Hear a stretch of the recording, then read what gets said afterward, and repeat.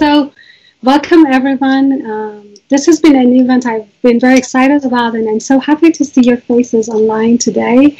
So my name is Zainab Tari, and I'm the head of the Institute for North American and European Studies, University of Tehran. And if you wonder about this institute, a very brief explanation would be that it's a research institute affiliated with the University of Tehran, and it has an interdisciplinary approach toward country studies. So we have colleagues and postgraduate students coming from different areas of research, like international relations, political science, social science, history, geography, and all of these people focus on one specific country from different perspectives. As the title shows, it's the focus of the center is on North America, but also we have parts of Europe, Britain, France, and also Russia, as well as I think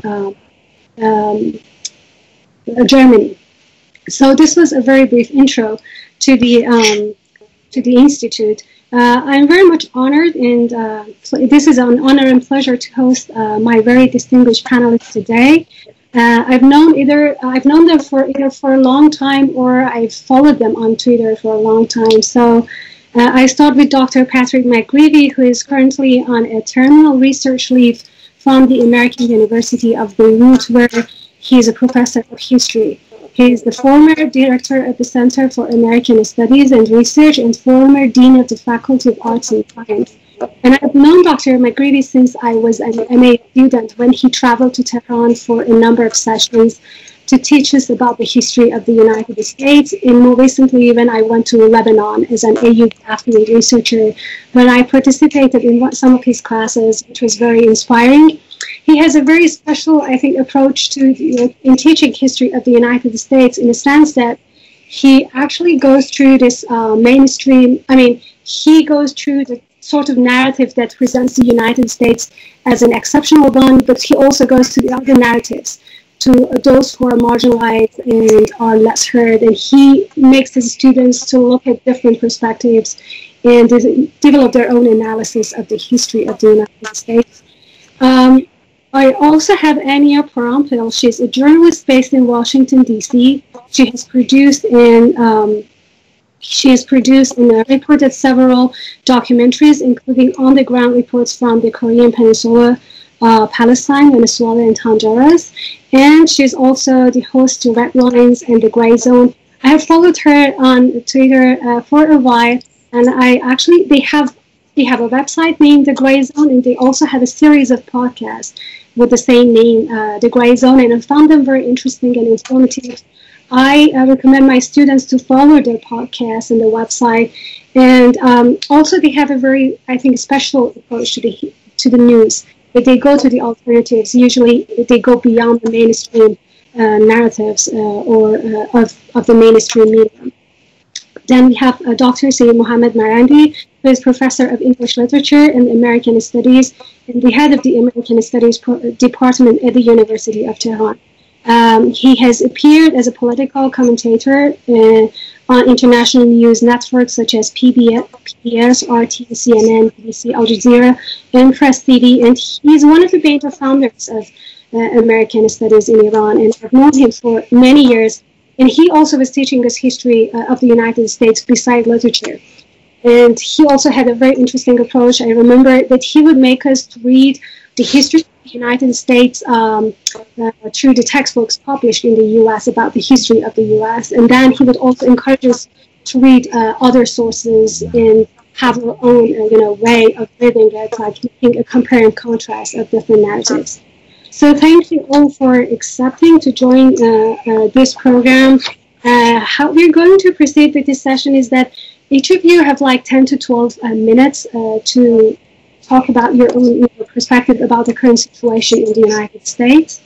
You can also interview one another whenever you feel necessary.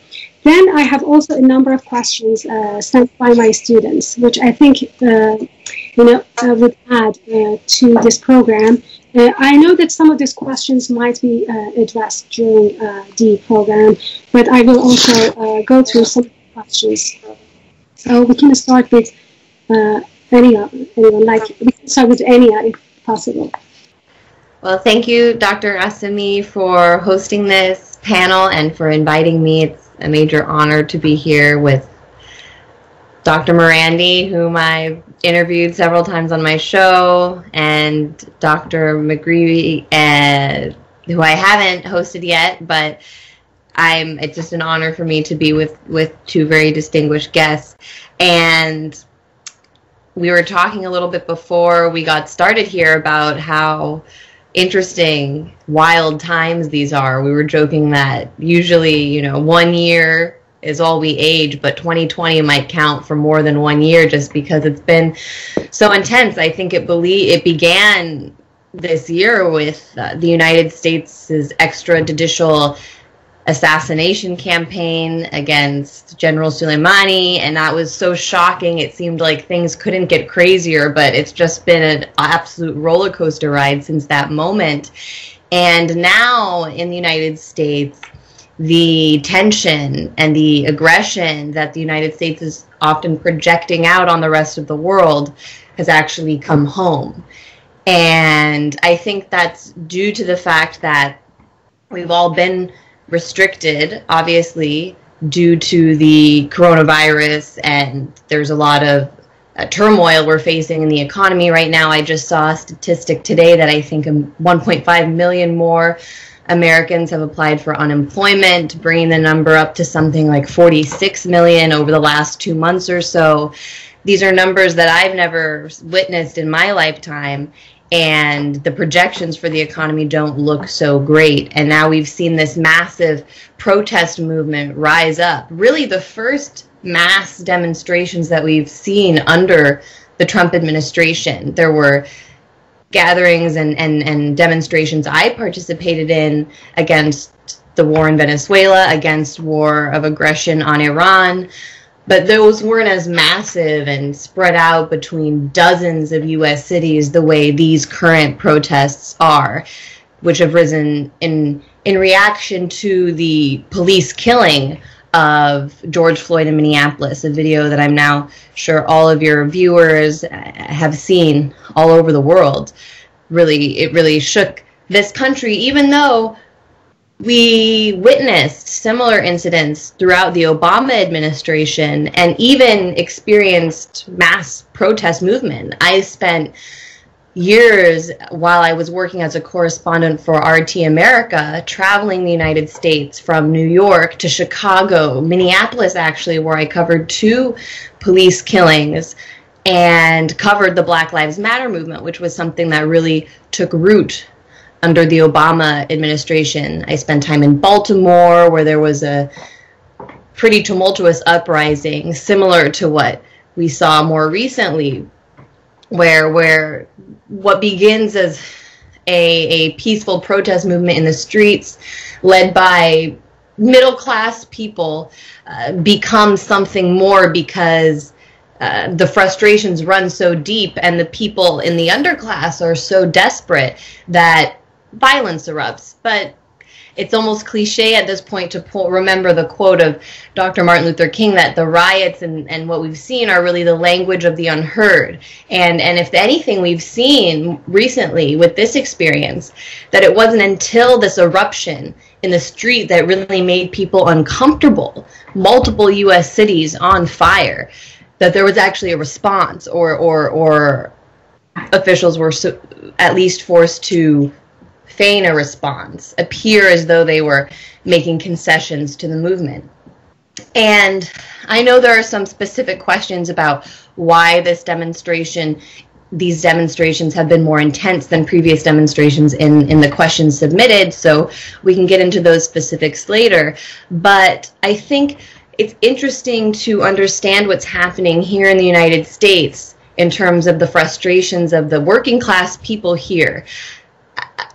at the same time as we understand what's happening to the U.S. stature as an empire, as the most violent and powerful empire that's ever existed in the history of mankind, where it's in some ways being pushed back by a real global resistance, which we haven't, I don't think, seen since the collapse of the Soviet Union. Now there is a bloc, a resistance bloc, which I'm sure your students are all very aware of, more than I, living in one of the bases of this resistance, whether it's the rise of China and Russia as a two powers willing to assert themselves more on the international stage, or the fact that U.S. regime change efforts in Venezuela have, while they've been extremely destructive, and the economic war that is similar to what you faced in Iran, or what the U.S. has just turned up against the people of Syria, has been criminal and limitless, and then the damage it's caused and the suffering it's caused on the people, it still fails in its objective to overthrow the government. Just as though earlier this year, when the United States did make an act of war against the people of Iran, it got scared. It had to step back after Iran responded militarily, because I don't think the United States knows how to deal with a power that is as equipped to fight back as Iran. Already it was defeated by the people of Syria. While they enacted endless amounts of suffering on the people there, tried to come very close to destroying a beautiful, historic country and one of the oldest capitals in the world, it still failed. And I think that's why now we're seeing the militarization of the police, the discontent with the people in the United States, who are really the first victims of empire. It is these poor people in our cities who should have access to education and health care and the basic things that even other Western countries that are imperialist in nature provide for their people. The reason we don't have that here in the United States is because our government is spending so much on trying to terrorize the rest of the world.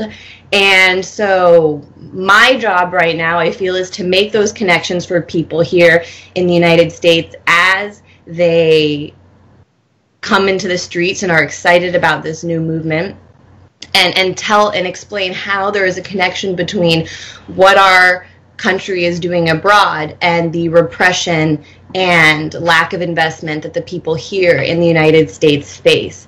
And the last point that I'll make just for this intro is another focus of mine, interest of mine right now, is to see how during an election year this genuine protest movement and energy in the streets does have the potential to, and it's already changed very much in character, which we can discuss more, to be, for lack of a better word right now, hijacked by the liberal establishment and moved into purely an electoral force. Really, that's what's happened as far as I can see on the macro level. There are still definitely very sharp and informed individuals working in these protest movements who understand that voting for Democrats is not the solution.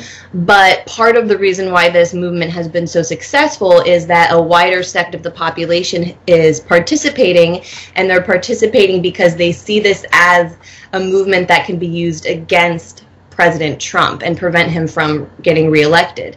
That's why President Trump more recently made some concessions, actually signed an executive order on police reform, and that was just because he realized he kind of made a miscalculation and made a mistake thinking that he could go strong with this law and order line and make the ridiculous photo op with the Bible. It all backfired on him, and there's a real sense now that a few months ago he was doing quite well in the polls, after defeating the ridiculous impeachment saga in the United States, but now he's in trouble because of his response and his handling of this movement. So we have to watch now to see whether or not the Democrats really just benefit from this without really offering any true concessions to the public. And of course, you all will know, really not proposing or posing much of a different perspective when it comes to the broader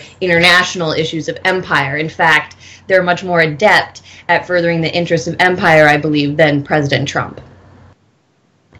Thank you so much. Thanks. So I think we can move on to Dr. Mcgreevy and then Dr. Marandi, if it's fine. Yes. Actually, Anya, you and I have a similar perspective on this, I have to say.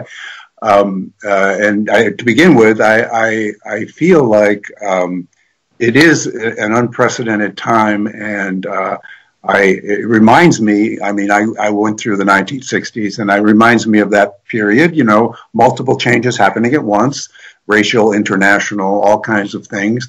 And as our poet laureate Bob Dylan said, don't speak too soon because the wheel's still in spin.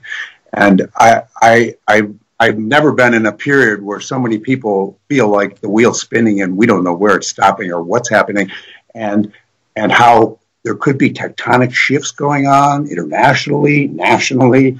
Because of Trump's incompetence, you even hear, about groups of governors in the Northeast forming their own coalitions to coordinate, response to the virus, and the same thing on the West Coast. So some people imagine the breakup of the United States.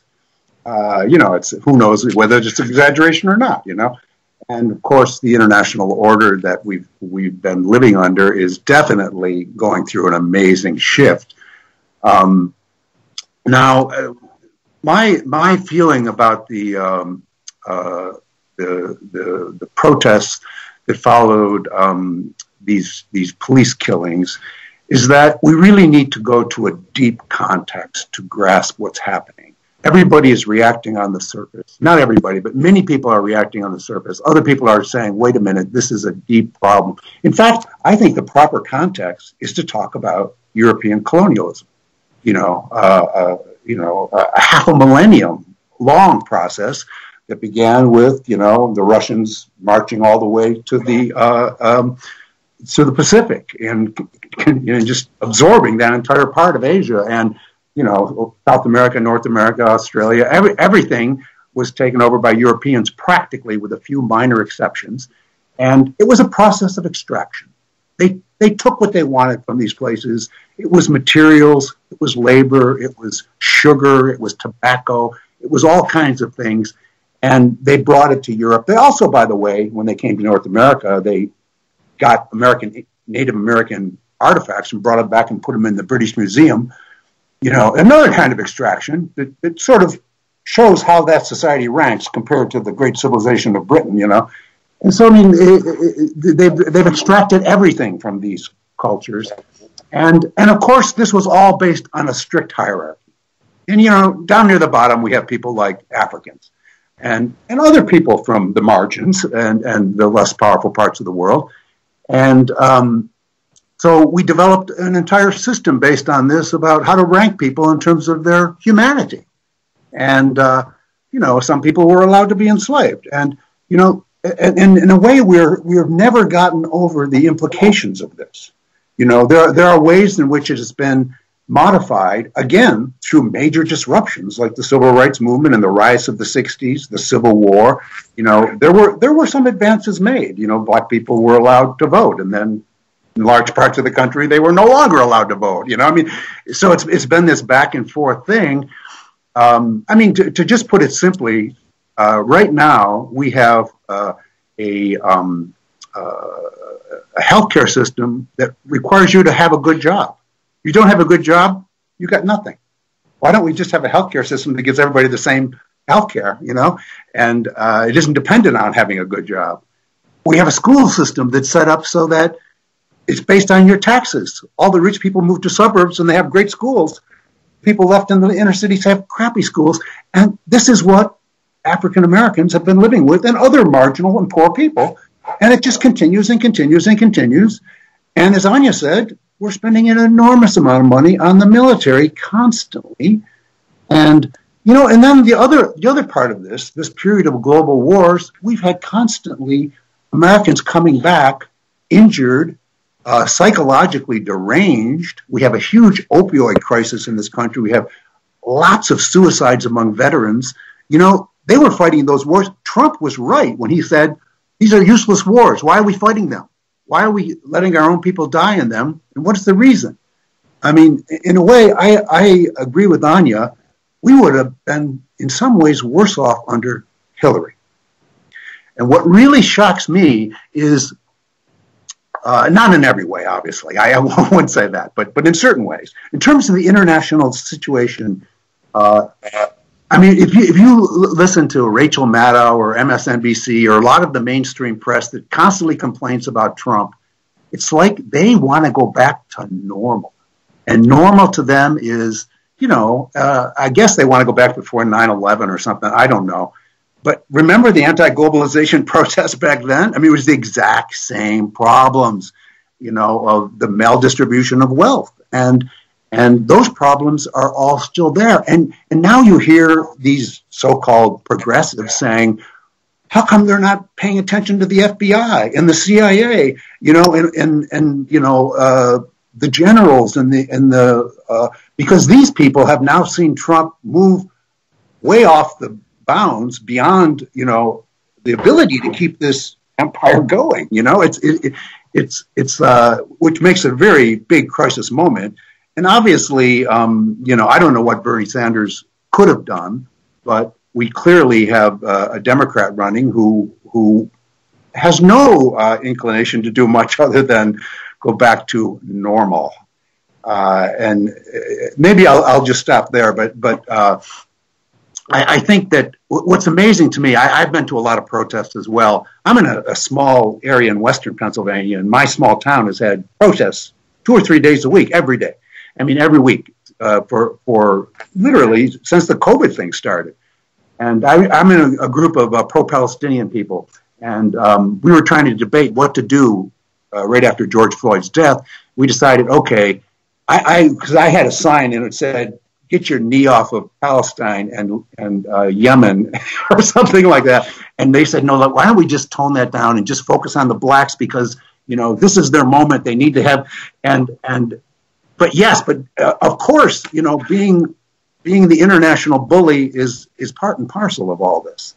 And, you know, third world people and inner city black people, and in fact, poor white people in this country are now being put in the category of, you know, Iranians or Palestinians.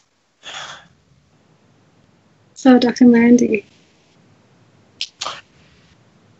So, building on what Anya was saying, and I think that it's quite clear that the situation in the United States has evolved dramatically and changed. This year has been an extraordinary year, and as Patrick has pointed out, it's even at the local level.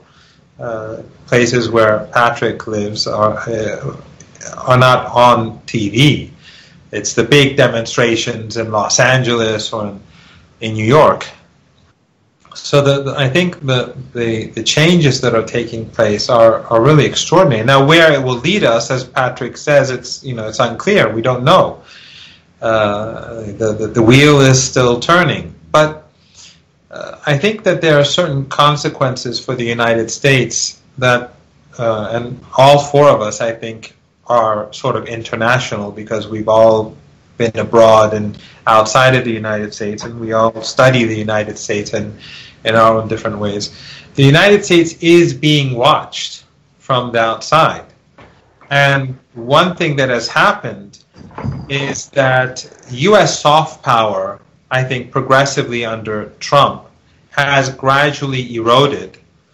But now, after the virus and then the murder and the subsequent demonstrations, plus the riots, but the two are very different from one another, and it's complicated. But in any case, this has absolutely demolished American soft power. Not only in the sense that is the United States no longer seen as that, or by elites, because usually in different countries, the upper middle class, the business class, universities from students from elite universities, and academics like myself, we're usually influenced by the West, because we disproportionately read books published in the West or translated from. I mean, at the University of Tehran, I'm maybe some of my colleagues, if they see this, they'll get upset with me, but I think most of the material that we teach are from Western sources, even when it comes to our own part of the world, let alone Latin America or China. Our sources are mostly Western. And although that is slowly changing, but I still think it's very slow. So the United States, which has been seen by many as a somewhat, not by everyone, obviously, but as a somewhat benign country towards its own population, at least, and this is something that I never understood, because, they say, look, the United States is, or they say that how the United States treats its citizens well, and then when you argue about Yemen or Libya, they somehow make a distinction as if, your violations of human rights are less substantial if you do it outside your borders. I never understood the logic, but for many, this image has been shattered. That the United States is the government, the state treats its citizens as citizens. And at another level, the impact has been that the United States is seen as utterly incompetent because of the coronavirus, the way in which the federal government, as well as the local authorities, dealt with the virus. Iran, for example, had sanctions imposed upon it. The Americans were trying actively to prevent Iran from gaining test kits and from obtaining masks and other supplies for hospitals. And Iran was hit before the United States, but Iran managed to deal with it in a decent way. It's still a problem in the country, but they've managed the situation. But then we saw how it exploded in the United States and in much of Europe, or at least significant parts of Europe. And that image, too, was shattered, of the United States as a competent superpower. So the image of the United States as a competent superpower, and the image of the United States as a power that, however it treats the rest of the world, at least it treats its own people in a decent manner, that has been shattered. And even in the way in which it deals with its citizens, the brutality of the police, whereas in many cases you can see it's unnecessary. It's not as if the protesters are carrying weapons or metal bars, or they pose a real threat, and there's no power outside of the United States that can influence the events in the country. It's all indigenous. It's not like countries in our part of the world where Western powers have a big impact in disturbances and so on. So it's the Venezuelans. Exactly. It's the Venezuelans, as Anya knows quite well, her husband wearing a T-shirt, and then that becoming an issue in the United States about Venezuela, her husband being an American, obviously American-born, and I don't think he has any links to Venezuela at all. But just because of a T-shirt that he had of Chavez, then that picture of him being in the protest made it an issue in the United States. But the irony is, of course, that the United States is heavily involved in unrest in different parts of the world, yet it fabricates these sort of narratives, which I think itself is a sign of weakness. So my underlying, let's say, argument here is that the United States the U.S. government has damaged itself in a way which cannot be calculated in dollars or gold or in any other currency over the last 3 or 4 months. And I would add to that it seems to me that the United States, as the situation grows more difficult inside the country, and the internal problems that are, some people are speaking about a divide between different segments of the United States population that cannot be reconciled. The dislike and hatred and the differing of the ideologies is so deep that many feel that this cannot be resolved. While the United States is facing these problems, it seems that it's becoming even more belligerent abroad. Now they're talking about declaring the ruling party in Nicaragua as a terrorist organization, or the new very brutal sanctions being imposed on Syria, where the American government seems to think that if they can starve the Syrian people and overthrow the state, but they didn't get any results in Yemen, and they've been doing that with the Saudis for years. And then China, now the the Democrats and the Republicans seem to be competing with each other to demonize China. It was Russia before that, mostly the Democrats, but the Republicans too. And of course, we Iranians are always, it's sort of upsetting in Tehran, because we have to compete with so many others nowadays to be, we are after all the original axis of evil. But now there are so many, enemies of the United States that it's hard for us to, remain in the public eye.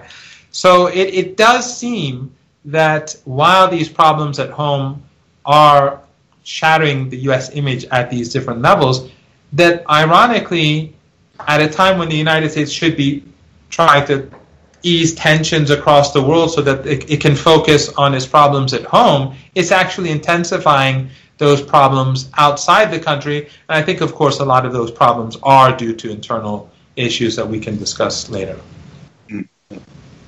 Thank you so much. So I will get to the questions the students have sent.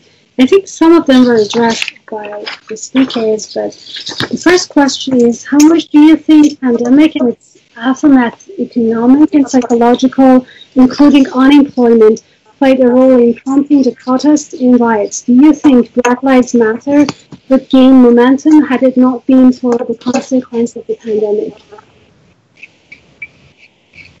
That's a good question. I've heard a number of people say that the fact that millions of Americans were sitting home in front of their screens meant that they got to watch those videos and let them sink in. I've heard this argument, at least. I'm not sure if it's true or not, but in that sense that people had the time and whatever to focus on this issue. I'm not sure if that's a good argument, but I've heard it. At least I can speak based on what I've seen in Washington, D.C., where we know the people who could actually afford to stay home and social distance throughout this period of time are a certain class of professional workers. That's what I always found so bizarre about the stay home campaign. Not that it wasn't necessary, but the way that it was rolled out in the United States was kind of like, everybody stay home, take care of yourself, but the government's not doing anything to really support you to continue to live and feed your family in the meantime. So definitely the people who were comfortable and able to do that were professional, middle class, upper class people. And at first in Washington, D.C., the demonstrations were at night, and they were very younger people, more diverse group that was willing to not be aggressive with the police, but challenge them, stand up and chant slogans that might be more directed at very critical or being very critical of the police, which I think is healthy in a demonstration aimed at drawing attention to police brutality and militarization. And after the nights of unrest, and there was not as widespread looting and breaking of windows in Washington, D.C. as there was in New York, where it was night after night. But there was 1 or 2 nights where the more commercial centers of the city were targeted very heavily. Businesses all up and down the street, windows broken. Some of those businesses were already shut down because of the coronavirus outbreak. And after that moment, and that kind of momentary release of frustration, the demonstrations became something completely different. They became that class of people who were staying home and not working, kind of upper class, liberal. During the day, it became more white. And those people were very uncomfortable with speaking negatively about the police, and they were chanting slogans more like, hey, hey, ho, ho, Donald Trump has got to go. Those are people who I don't think would be out in the same numbers if not for the pandemic, but especially if Donald Trump were not the president. So I think those are the 2 conditions that inflame the situation this time around. The pandemic and the economic suffering definitely, I think, contributed to the release. The fact that people were so upset and desperate that things got broken. But I think it also has to do with the fact Trump is president, that the movement grew so massively because people who didn't come out into the streets during the Obama administration for these demonstrations did come out this time around. Good point. I think the root of the problem lies obviously in racism, but I think the racism always existed. I think that with the collapse of the middle class in the United States, which gained pace after the crisis in 2008 and 9, and with the bailouts and the historic transfer of wealth to the rich in the United States at that time, which compared to what we have today is not all that historic anymore, because today the bailouts are much greater than what was experienced in the previous decade. I think the emptying out of the middle class in the United States has made the situation far more problematic for the state, and it has fueled anger. So while what Patrick and Anya were saying, I think they sort of come together. People were seeing this as a really terrible crime, but also, all the other problems that existed and have come about. I mean, right now, with the bailout, the stock market is going through the roof, yet the economy is falling down a cliff. And when the PPP and the money for those who've lost their jobs stops, and then the people have to pay the rent that they didn't have to, or the money that they owe, which will accumulate. It's not going to disappear. I think in the next couple of months, the situation is actually going to get far worse. I don't know if it's going to mean bigger demonstrations or more violence, but I think that the inequality and the hurt is then going to more seriously be felt across American society. So I think that what we're seeing today is the results of the last 30 years. Ironically, it does start with before Clinton, but back then when Reagan was the president, everyone was saying how right-wing he was and how he believed in or supported the rich and wealthy. Well, what Clinton did after him was far worse than anything Reagan contemplated. Perhaps it had something to do with the collapse of the Soviet Union, and that the United States felt that there was no longer any need to be careful about the more vulnerable, because there's no longer an ideological rival that may steal people or public opinion away from them. Perhaps that had something to do with it.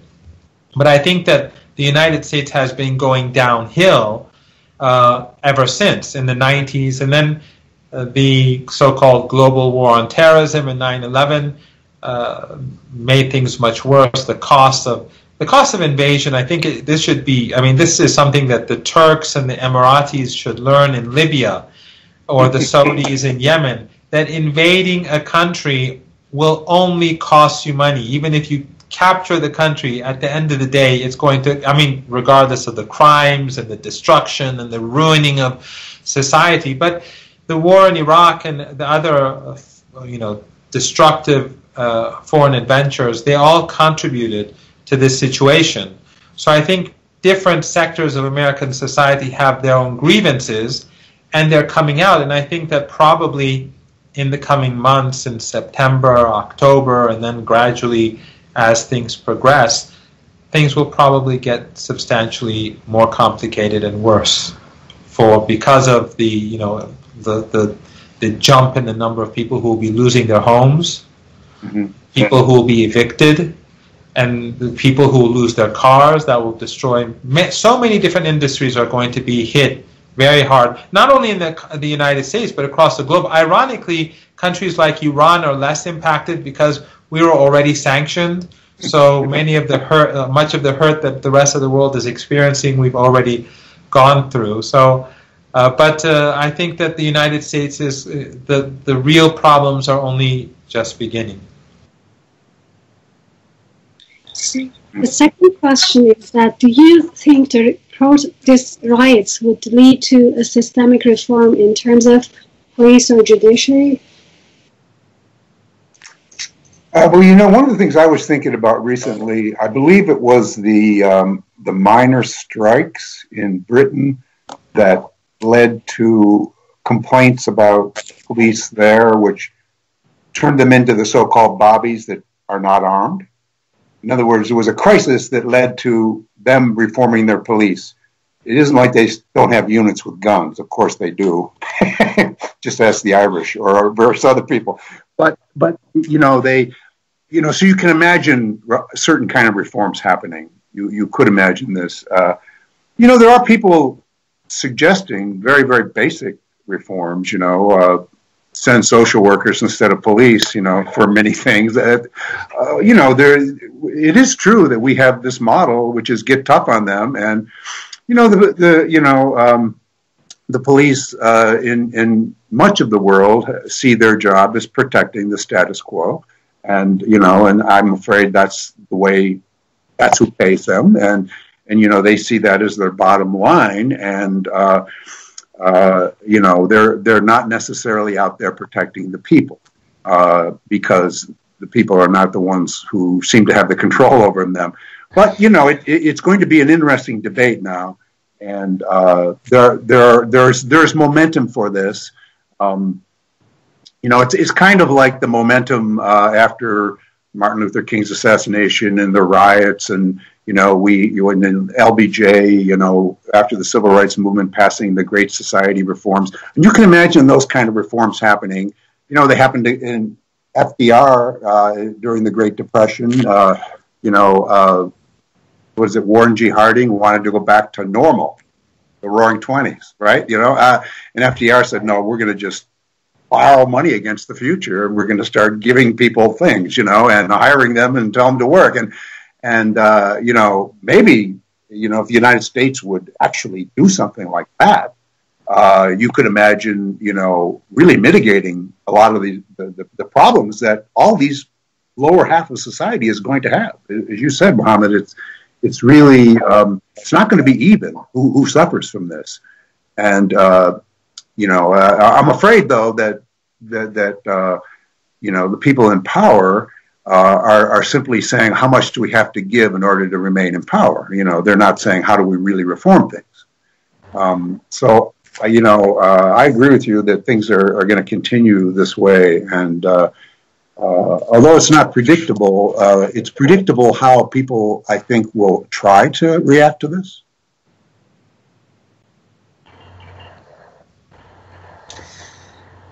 I think how much reform and change comes from these demonstrations depends on the movement itself. If it stays in the streets, if it's able to apply sustained pressure to the system and keep it afraid throughout the summer, then there could be some substantial reform, and I would hope that it would include an economic package, but I don't have so much faith in our legislatures. I mean, it took them a week or more to even come back to Congress. Some of them not even here still, just because they've been on this prolonged recess, and they just don't really pass laws other than budgets for the military and stimulus packages, major transfer of wealth to banks and to Wall Street and industry. So it's possible, but I think where we need to pay attention is on the local level with these Democratic mayors who have tried to seize the moment and pose as an opposition to President Trump, but really haven't offered substantial changes.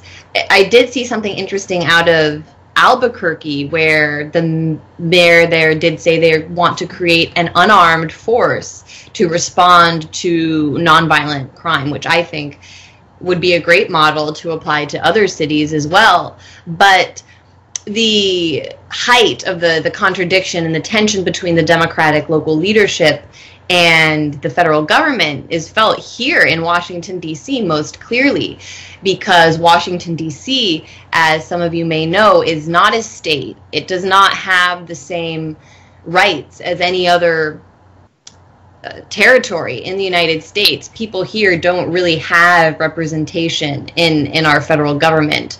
But what we do have is a mayor and a city council, which, while the federal government often overrides laws and initiatives passed by that council, or when the people here vote on resolutions, for example, legalizing marijuana, the federal government can come in and say, no, most of or much of the district is federal land, and so you have to acknowledge our federal laws, and the people here don't really have self-determination. But one thing the mayor does have control over here is the police force. And that's the case throughout the country. These police forces answer to the local governments. And it was very interesting to understand what happened here, because I'm sure plenty of you saw that famous image of Trump coming out with the Bible after and standing in front of this church in Washington, D.C. that's across the street from the White House after it had been damaged during protests the night before. That's when he had to tear gas peaceful demonstrators to walk kind of like a coward just across the street from the White House. And what was key to understanding that moment is how the mayor and the local leadership here really set the stage for Trump's photo op by implementing a 7 p.m. curfew that night. For no reason. There hadn't been the level of unrest that would require a curfew at 7 p.m. The sun is still out. People are still running errands. People are still having cookouts with their family in the street.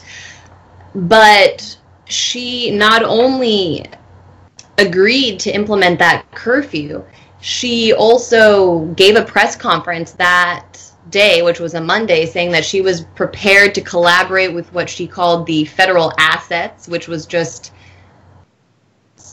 double speak for the military and the National Guard troops the president wanted to send into the city. And so because she'd set that curfew right in the minutes leading up to the curfew is when the president staged this whole event with the tear gas and the big dramatic walk to make him seem like the tough guy, and what he thought would be a win in right-wing media. It did eventually, I think, backfire on the president. But the reason I bring up the mayor's role in setting the stage and creating that picture is because just 2 days later, you may have seen she unveiled this Black Lives Matter plaza. She actually changed the name of the street in front of the White House and painted Black Lives Matter in huge block letters in the street. And it was interesting for me personally to see the different reactions among various groups of people in my life. Professional people who I've worked with who are not really tied to the movement, upper class liberal people in my friends and family circle saying, oh yeah, this is the mayor standing up to Trump and saying, like, here's my middle finger and I'm fighting against you. But the actual movement, people who have been involved in holding the local government accountable and demonstrating for things like housing rights in Washington, D.C., called her out right away and said, this is a mayor who has not done anything for Black Lives Matter. She's, in fact, in some ways, been the worst mayor for Black people in this city's history. Under her tenure is when we really saw a jump in the gentrification of D.C., really selling historic Black neighborhoods to major corporate developers, and just changing the nature of this city, which used to be a historically Black city, and now it's just more and more people from outside of Washington, D.C. It's become very sterile, and her police force, she's collaborated with them relentlessly to hide body camera video, refuse to release body camera video of police killings. She allows these developers to actually bring in private armed security that terrorize people in their neighborhoods. And most significantly, since she unveiled Black Lives Matter Plaza, she's actually been fighting her city council to raise the budget for the police. Because due to this uprising, it's not politically smart for anyone to be advocating an increase in police budget. So even members of the city council are saying maybe we should talk about making cuts to the police budget. And she, the mayor, after pulling this propaganda stunt essentially to win press in the media, is actually arguing that the police need to have more money. And so that is a Black Democratic female mayor, and that is the case that we see across the country in many of these Democratic cities: Baltimore, Chicago, Minneapolis, Los Angeles, New York. You may have Democrats, you may have even self-described progressives such as Bill de Blasio, who has a Black son in charge of the city, and yet they're beholden to the police union. The police union in the United States is the largest gang in the country. They really operate like a mafia in these cities and hold they tie the hands of these elected officials behind their backs. But I think personally these elected officials are just cowards. At the end of the day, you can stand up to the police. The people are on your side, and they just don't have the will to do so. And I think if the people are able to continue to call this out and not allow, the liberal class to just say, oh great, she said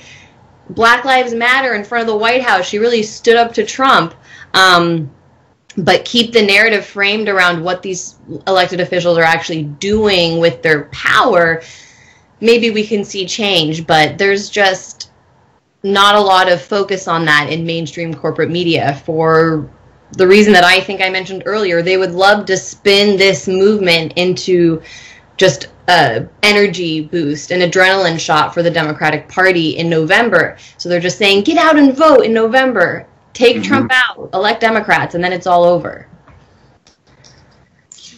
Yeah, I think that the chance for real reform is not that great, because I don't think that the real fundamental problem is just the police.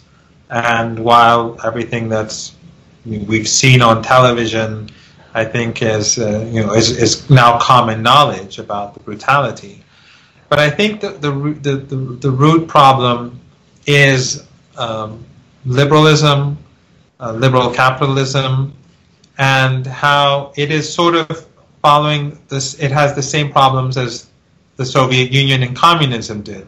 The communism and the Soviet Union, they negated individuality and the individual, and they had to sacrifice sort of for society. And in liberal capitalism, it's the society that's basically being sacrificed by the individual. And this model isn't working either. And as time goes by and more and more wealth is being accumulated, and I think it's just a natural process in liberal capitalism for the bailouts to happen, because the system becomes they work for those powerful people and institutions. So, the the media owned by these people, governments owned, so they become increasingly selfish. And I think as capitalism moves along, it increasingly at a much more rapid pace, it gets worse. There's no longer anything holding it back. And usually reform, unless, within the system, I don't see any real capability for reform. But I do think it's going to reach a point where it's not sustainable anymore, because the disparity between the rich and the whole of the overwhelming majority of society will become so great that it can't be ignored. And I think part of the problem actually resides in the notion of American exceptionalism. It makes American intellectuals and elites complacent because they think, well, we are exceptional, we are different from the rest of the world. I even think that the coronavirus, one reason why it hit the United States so hard was because American senior officials and government, they said, well, this is third world. I don't like the term, but this is a third world problem. This is for backward countries. We would obviously know how to deal with this. And again, so they were both complacent, but also because of the nature of capitalism and liberal capitalism, they didn't have the infrastructure. So a country like Iran, in the 1980s and the 1990s, the Iranians developed a national primary healthcare network. That it includes all the towns and villages across the country. Cuba has something somewhat similar to what Iran has, but Iran's is better because Iran was more wealthy than Cuba, and Iran also used its oil well. And Iran has a large network of public hospitals, and the public hospital system in Iran is integrated with medical universities, and that's integrated with a national healthcare system. So Iran had the infrastructure despite sanctions and despite the fact that, unlike Western countries, as Patrick pointed out, the wealth, which where Western countries extracted the wealth from the rest of the world for centuries, Iran had its wealth extracted from it until the revolution, and then when it began to develop these policies of supporting the deprived. But the point I'm making is that it's because of that public sector. It is because of the money that was spent on those marginal areas, those areas where people don't have much of a voice, that much of the problem was contained. It was because of the investment that took place 20 years ago, 30, 40 years ago.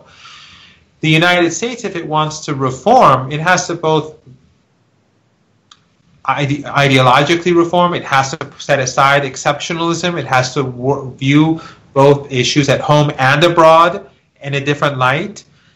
And it will have to change the economic model at home. But I don't see that happening unless it's forced upon them. And this problem, this exceptionalism abroad is contributing to the problems at home. So while the United States is looking for enemies and searching for enemies to destroy across the globe, that while it's destroying countries like Libya, and Yemen, and Syria, and Afghanistan, and now Lebanon, and Venezuela, and Cuba, and other countries, and before that, Vietnam, and other countries through sanctions, directly, indirectly, through intervention, that is depleting the United States of its ability to manage affairs at home. And it's also, I think, the country, the state is both looking abroad and looking at home. It is involved in so many different things simultaneously that it simply can't focus on the reforms necessary. So I think that the forces that exist, liberal capitalism will resist change and reform, real change and reform, not the cosmetic ones that Anya was talking about.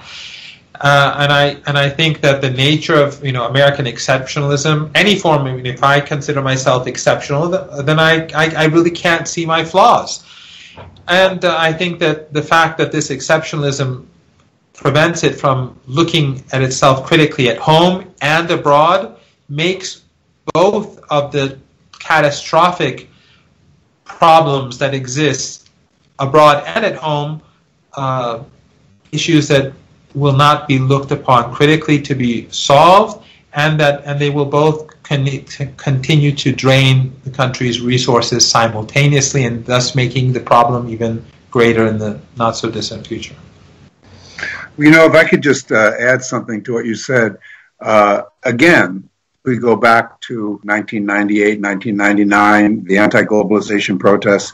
You know, already at that point, many people have realized that this kind of endless capitalistic growth is unsustainable. And I'm not someone who wants to put the environment ahead of social issues. I think you can never deal with one alone. However, I think there's some really strong reasons to be deeply concerned about the environment in the relatively near future. Some of you have probably seen the Michael Moore produced movie Planet of the Humans, and whether his data is perfect, I don't know. But he raises this question about it isn't whether we should switch to solar and continue consuming the way we are. Is we better just stop consuming the way we are, because this is just unsustainable. And which means, you know, the implications of that, if it's all true, means that we're maybe going to stop driving cars as much. Well, I don't know the implications are quite enormous. You know, what globalization was ramping up, if that had continued, and it continues, you know, we don't have much time left on the planet. It seems to me that's the case. And I know a lot of scientists seem to think this. And yet this is now completely off the radar, you know, completely gone. You know, and of course, this is one of the things that Biden and other people will talk about. Well, we're going to go back there and we're going to deal with this problem. But he's going to deal with it exactly as Michael Moore says. He's going to say, well, let's shift to solar and just keep running consuming, you know. He doesn't want to tell the American people. What was so great about that film? What was so great about that film is they explain how the Green New Deal and this movement to save the environment is actually owned by the same forces which have been destroying the planet all this time. And to think that we can just continue to steal minerals from Africa and then produce solar panels in a factory that produces a bunch of emissions, and somehow that's going to be our solution. Those are people who are only interested in preserving the system the way it is, capitalism and exploitation. So yeah, I recommend that film to people if they haven't seen it. I agree that it was very interesting. Well, you know, for some reason I've been reading a lot of Native American literature lately, and I really recommend it because it has this incredibly vast view of things in time and in space. And that's a perspective we also need, and we don't get it. Any recommendations? There is a book called The Anthology of Native American Literature. Where is that book? Well, there's also a very good book right behind Anya. I can see it's, I think, The Management of Savagery, right? There we go. Just about the war abroad coming home. This is The Remembered Earth, it's called. It came out. Is it fire? Oh. Yeah, okay. With The Remembered Earth. It's an anthology written in English. And you know, it's just looking at things from a completely different perspective. And as some of the Black Lives Matter people have argued, you can't understand the black-white issue in the U.S. apart from the genocide of the Native peoples. Because this whole concept, we have two worlds here, a black world and a white world, begins by erasing the people who are already here, you know, and that whole binary is based on top of that. And you know, it's just another one of the basic injustices upon which the country is built and doesn't ever want to talk about. You know, but it's a perspective that I found useful during this time, you know, when I did have some time to read and think about things. You know, sort of combining what you and Anya were both saying, from in my opinion, that when you know, we speak about the issue of slavery and the subjugation of Americans on the one hand, yet the whole reality of the extermination of the native population is sort of forgotten in the background. And it's sort of like, with all due respect to all those good people who are protesting and who do take what I'm about to say seriously, but for some of the others who have been saying, I think to Patrick, that when Patrick will say, well, what about Palestine, what about Yemen, these are all the same issues, that they say, well, let's leave that aside. But the reality is that unless you change the mentality, nothing changes. You cannot free or have justice at home and then subjugation abroad, and to be considered more, let's say, civilized or more civil. It's just not doable. So the divorce of these the divorce of these realities has to be thought about more seriously, and you have to put all these together. And until that happens, I don't think real reform can take place, or a real deep reform. It'll be the sort of superficial reform that Anya was speaking about with regards to the mayor, or what Patrick was saying about if Biden comes in and wants to deal with the environment. That it will be those reforms. Indeed. One thing that I'd like to add here, and that is something that I'm worried about in Iran and in other countries, and that is that over the last 20 years, under different administrations in Iran, whether it was the Khatami administration or the Rouhani administration or the Ahmadinejad administration or the Rafsanjani administration, although that goes back further, we've been, in our country, there's been a strong tendency towards liberalization. And in this pandemic, it's become very clear, that private hospitals in this city of Tehran did absolutely nothing for this country, to fight against the problem, whereas the brunt of the problems were cast upon the public sector, public hospitals, healthcare centers, and so on, and they were the ones that saved the day. So I don't advocate communism. I don't advocate.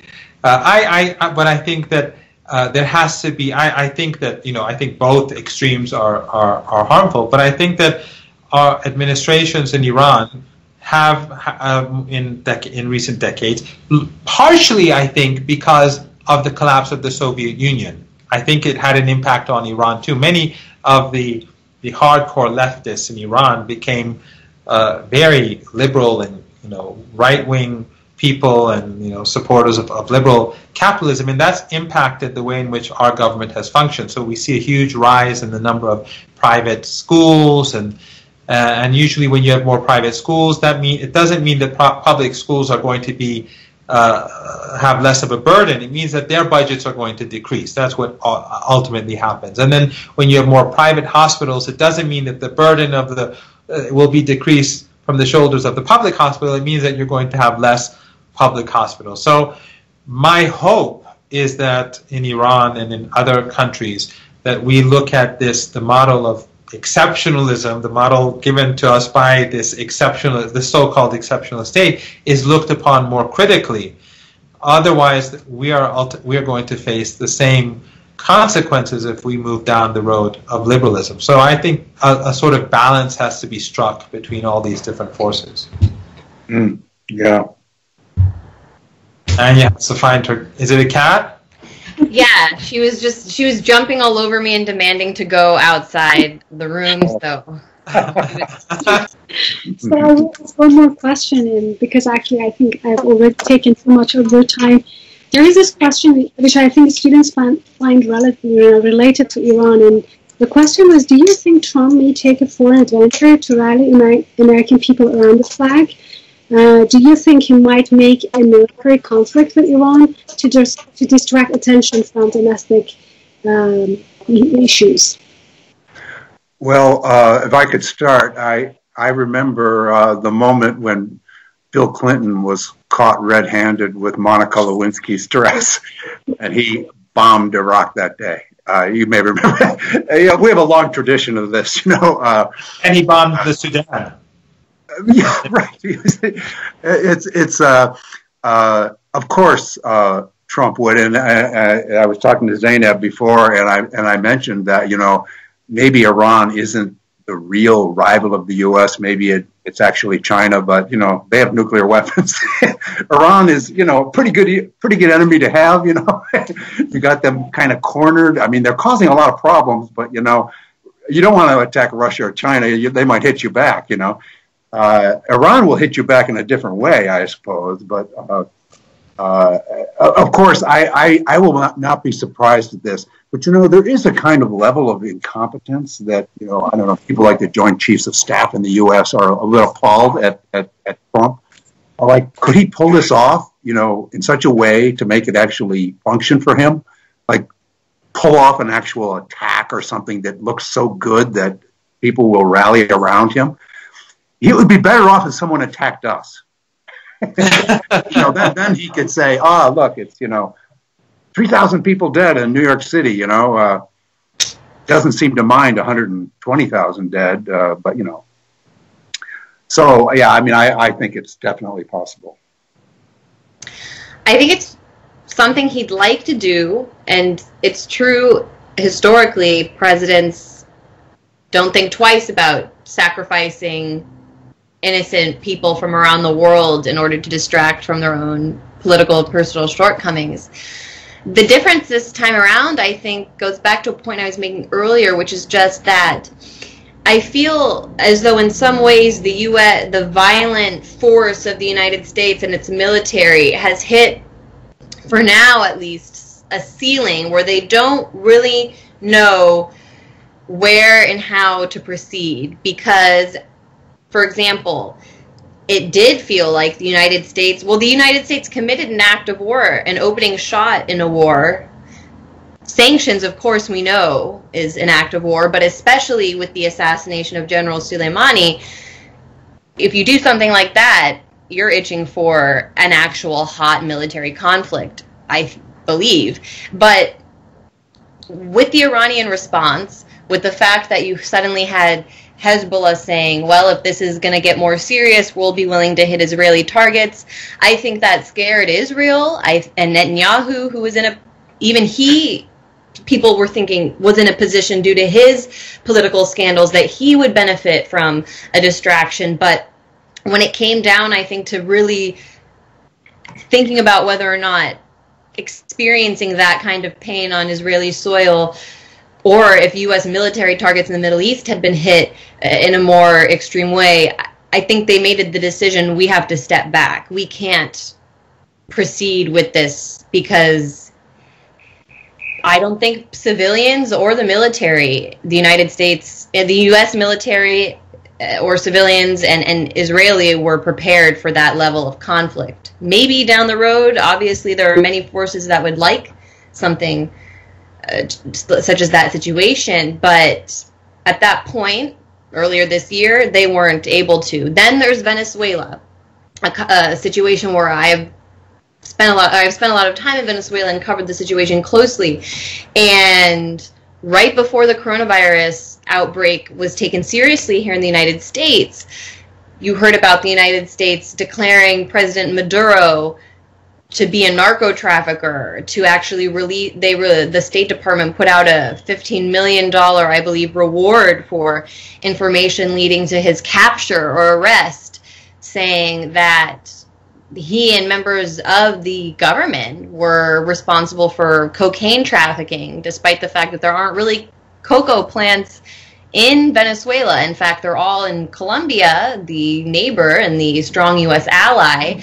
And they come up through Honduras, another strong U.S. ally, where the president, Juan Orlando Hernandez, his brother, was actually found guilty in a New York court last year of running a multi-million-dollar cocaine and weapons dealing in the United States. So an actual the brother of the president of Honduras found guilty of running drugs and weapons into the United States.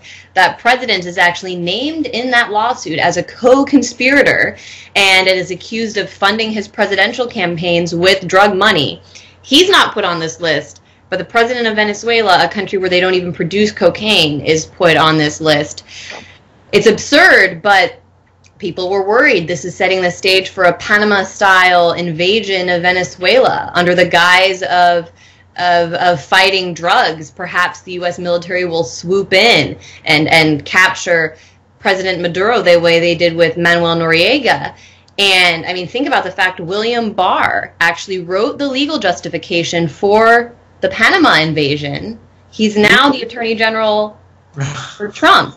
Think about Elliot Abrams, someone who was an architect of the Panama invasion, very heavily involved there. He's the Trump Venezuela envoy. So you can see this was their plan. This was their idea. The Trump administration sent a military ship, a DEA ship, to the Caribbean, to the coast of Venezuela. And it was posturing as though it wanted to escalate.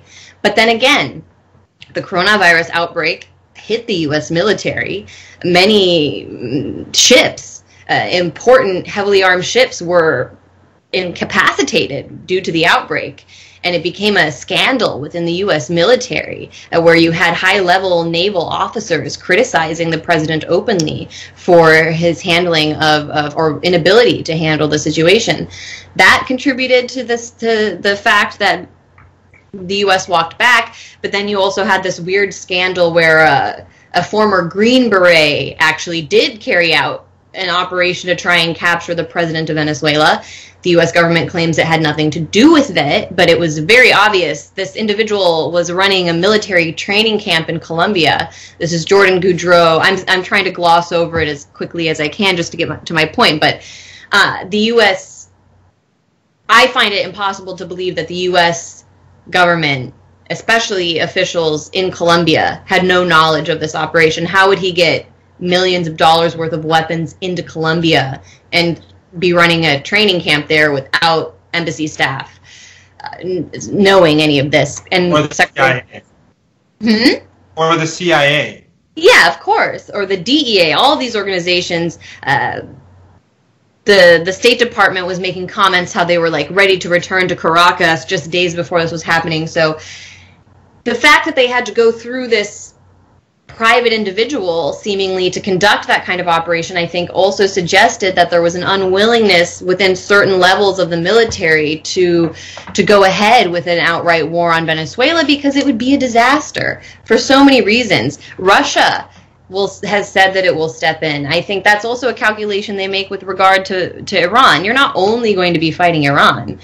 China and Russia have a lot to lose in these situations, and you know, the people were shocked when Russia stepped into Syria, but I think they have this idea that Venezuela is in our hemisphere, and so we have them echoing this Monroeist doctrine. It's our backyard. That's what they always say. It's our backyard. But Russia's right there.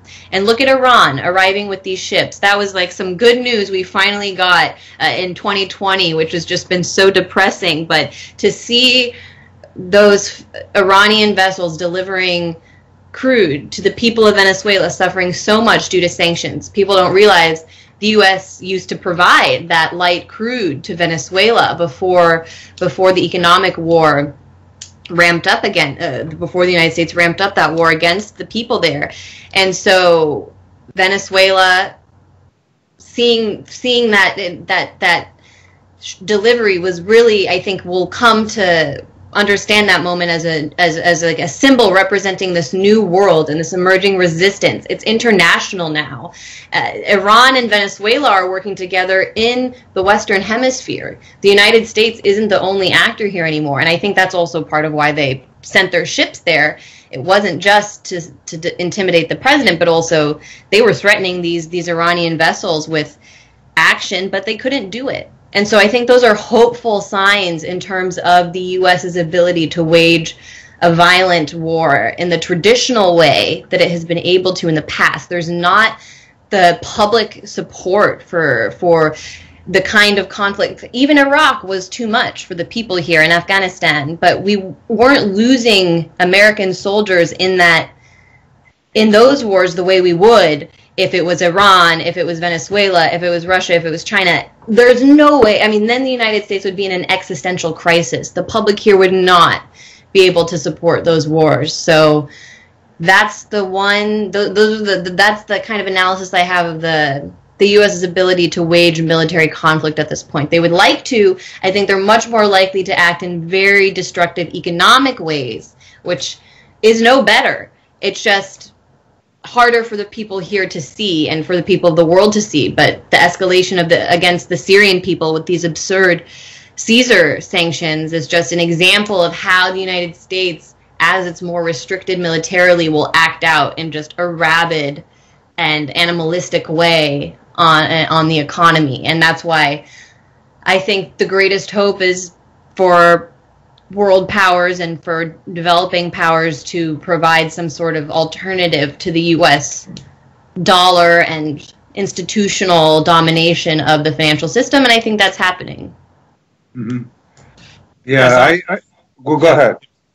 I just wanted to say a couple of things. One is that I think that I agree that the sanctions that the U.S. imposes on Syria are just as criminal as the U.S.-led support for ISIS and Al-Qaeda and all these different groups that we all now know about, and which that book behind Anya explains quite well, the management of savagery, which I think everyone should read. And I also teach parts of one of Patrick's books in a chapter in a couple of my classes. So these two individuals their material is very much worth reading, as well as their immediately family members. But I think that the United States, it would be very difficult for Trump to initiate a war because the United States is so divided, and he would not be able to really convince people that this is about something benign, and they would see it for what it is. Also, the United States is a declining power. It's not a defeated power. It's not a broken, but it's a declining power. Regardless, we don't know where things are going to go. There are some who've gone as far as to speak about irreversible divisions inside the United States, and there are others who believe that the United States will move forward in a different way or form. We don't know, but it is a declining power. So it's not 2001, and a country like Iran is far more powerful than Iraq, and Iran is a combination of countries and allies in this region, whether it's in Yemen or Lebanon or Iraq, Syria, Afghanistan. So I don't see it happening. But then again, the United States is led by people who are not very rational, and it's not just Trump. Yes, Trump is, but as Patrick was saying earlier on, Hillary Clinton, when she was, she spoke about obliterating Iran. She was talking about, conflict with Iran and Russia over Syria. She was saying some pretty crazy things back then. So when Trump, if I just can jump, when Trump bombed one military base in Syria, you remember, I think in 2017, that night, Hillary Clinton was saying, bomb all the airfields. That's right. So while nothing is impossible, but I find it personally highly unlikely, and I think they'll continue to wage war against women and children through sanctions. But personally, I think that the American government should be more concerned about the future of Saudi Arabia, and they are burning through their cash reserves like there's no tomorrow. And the war that the Turks and the Emiratis are waging against each other in Libya for the spoils of Libya is going to be very destructive to these economies at a time when Turkey is devastated because of the virus. Tourism, the airline industry, everything is in trouble, and the Emirates, Dubai is a half-dead city now. I think that the United States should be more concerned about the stability of some of its own allies and some of the client regimes in this part of the world. But we have to wait and see. Patrick wanted to say something. Sorry. Well, I just wanted to say that I think in some ways Trump is a kind of indication or a symptom of the fact that the U.S. is declining. The fact that someone like him could now be in charge, who literally doesn't know much about even how to run an empire or how to run anything. And also he did campaign on, I'm going to stop these stupid foreign wars. And, and that really resonated with a lot of veterans and poor white people and poor black people in the United States. They've suffered. So if you're trying to make an example, sanctions are not very flashy. It's not like a bomb, So if you're trying to distract attention, I don't know if sanctions, will do that. They'll continue to cause suffering, but they won't like be a headline the next morning, in the same way. And of course, Trump and everybody in the United States has seen how all of these recent wars have ended or not ended.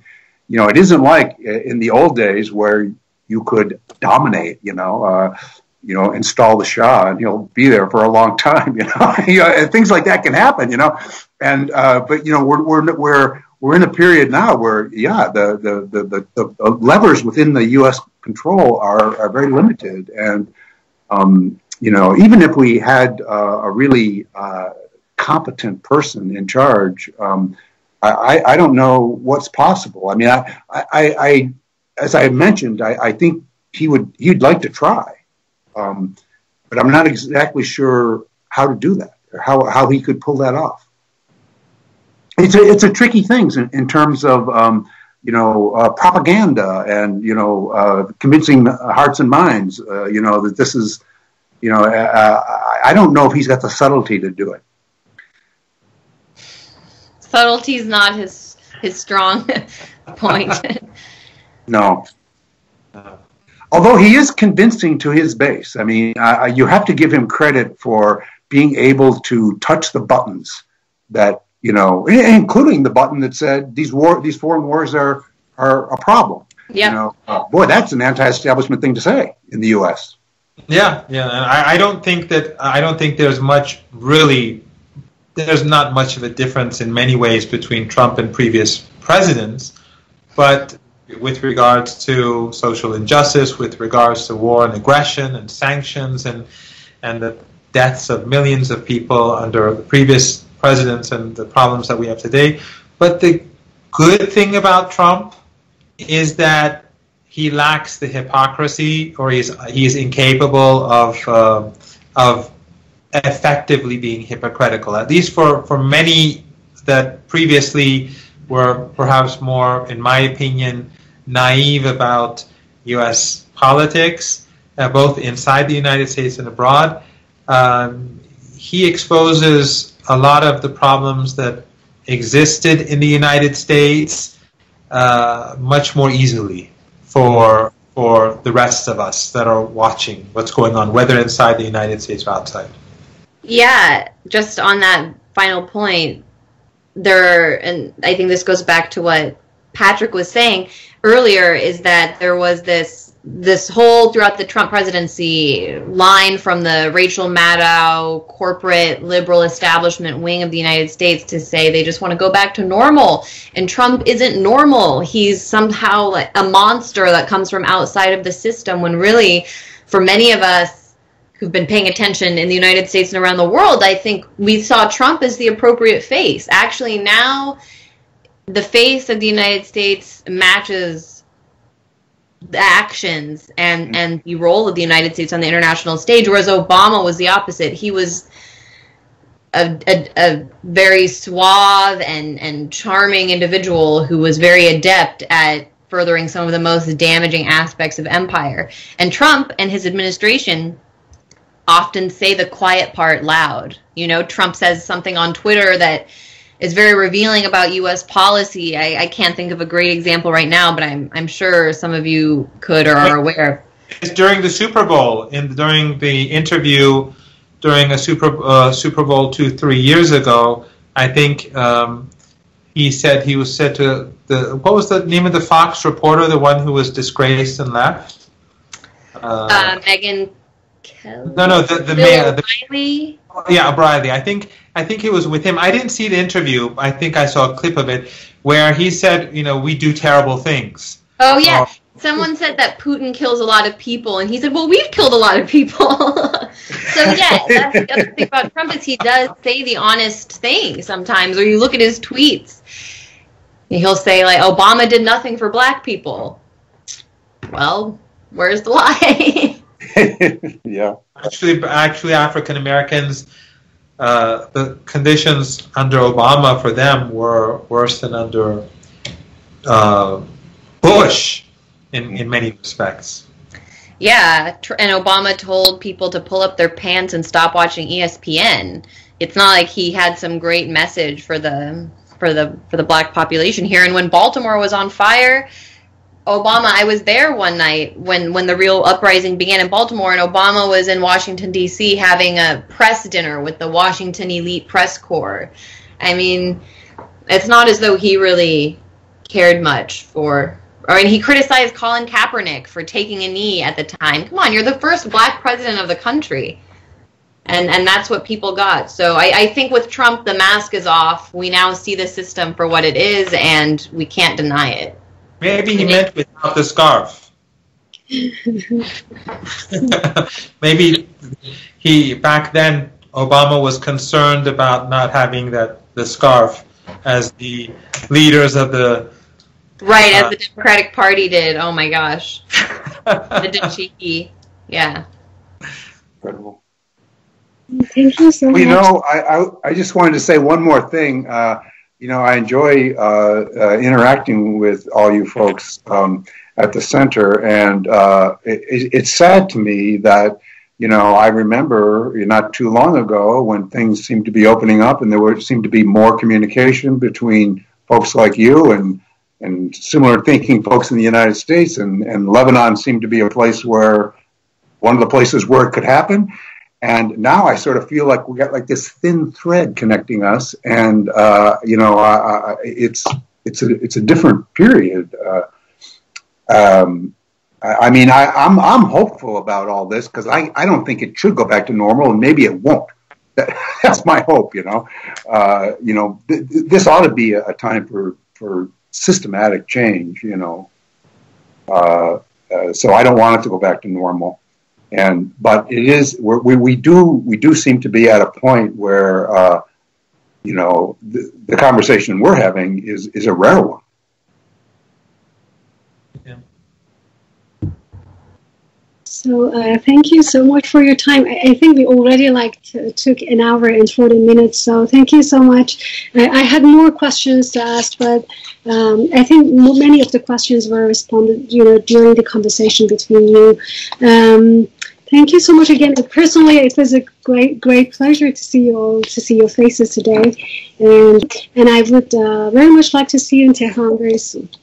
Yes, I would love that. Thank you so much. And I should say the questions that were submitted were excellent. I just want to give kudos to the students who really put their finger on the important topics to discuss. Thank you. Must be well trained over there. Well, thank you very much. It was a very good initiative, and hopefully we'll be seeing these discussions more often in future, and we'll be able to talk all of us together and with other colleagues too, hopefully. I hope so. Yeah. Thanks a lot. Bye-bye. Bye. Thank you. Bye.